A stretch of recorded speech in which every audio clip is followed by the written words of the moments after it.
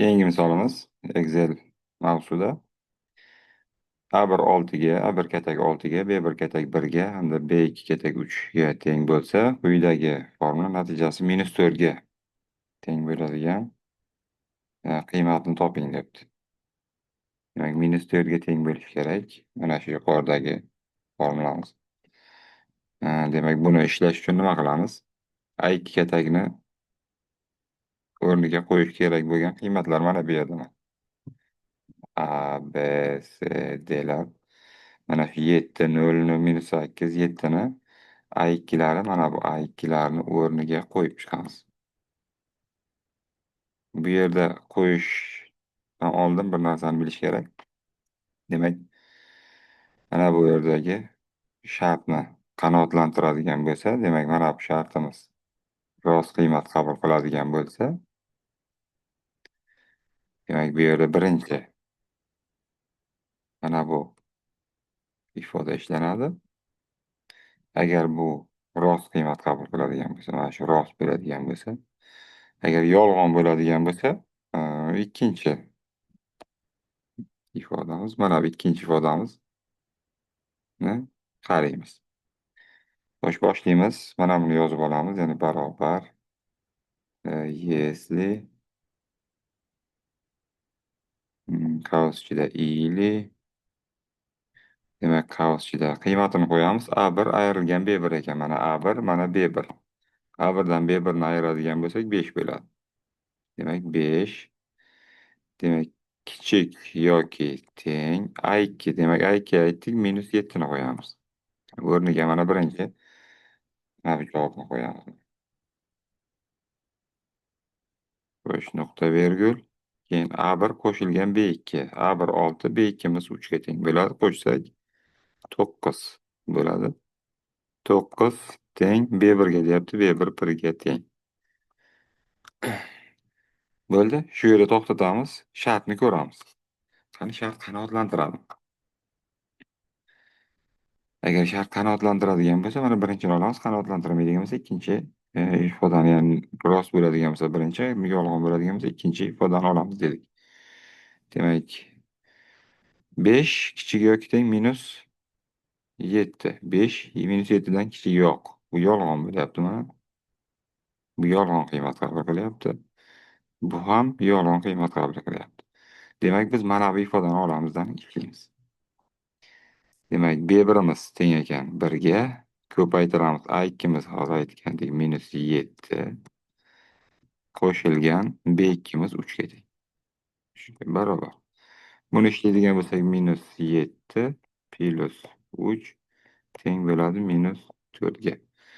Demak, javobimiz aniq bo'ldi. Demak, A javob to'g'ri ekan. A javob to'g'ri ekan. Mana shu. -7. Keyin qolganlarni ham birin-ketin tekshirib olamiz. Ikkinchi 0 ni qo'yib ko'ramiz. Ya'ni A2 o'rniga 0 ni qo'yib ko'ramiz. Mana shu turishda o'chirmagan holatda pastga shuni yozib olsak bo'ladi. Barobar если или qaus ichida demak A1 B1'imiz 5. Demak, kichik yoki teng 0 bo'ladi. 9 teng 1 taqdir bu. Nuqta virgul. Shartlarni tekshiramiz. Demak, 5 kichik yoki teng 0 yolg'on. 9 teng 1 yolg'on. Demak, bu qiymat yolg'on chiqdi. Yolg'on bo'lsa yana o'sha ikkinchi ifodani ko'ramiz. B1'imiz 1 ga teng. Ko'paytiramiz 0 ga. A2'mizni 0 ni olyapmiz, o'rniga qo'yapmiz.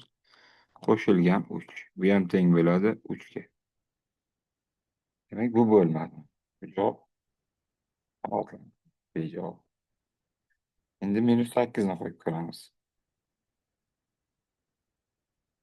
Demak, -8.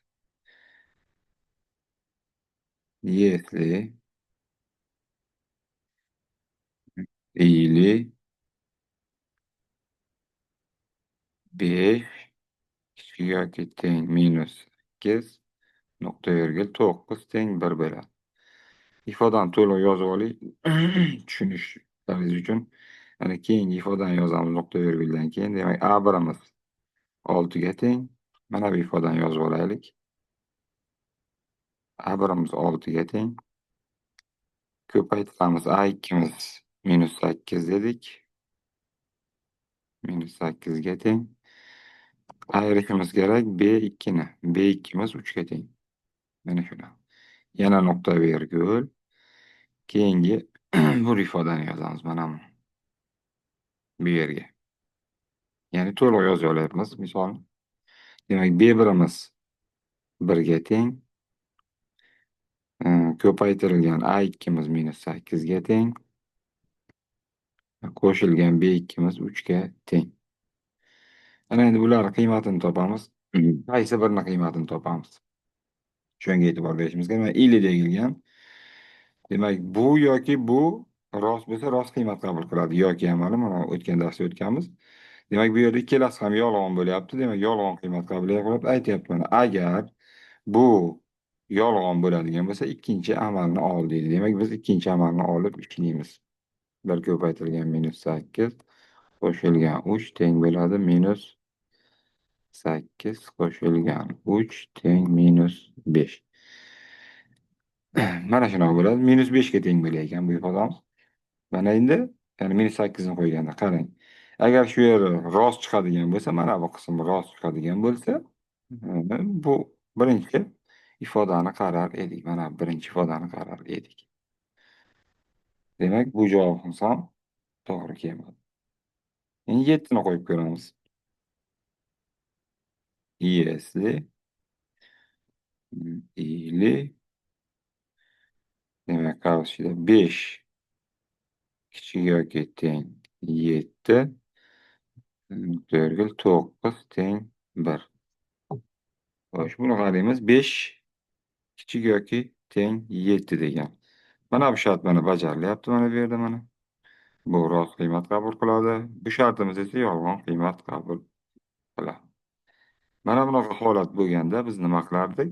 Bunaqa holat bo'lganda biz mana bu yeri 1 chiqqanligi uchun biz ana bu birinchi ifodani qaraymiz mana bu. Demak, A birimiz 6 ga teng. Ko'paytiramiz. A ikkimiz 7 ga teng. Demak, ayiramiz.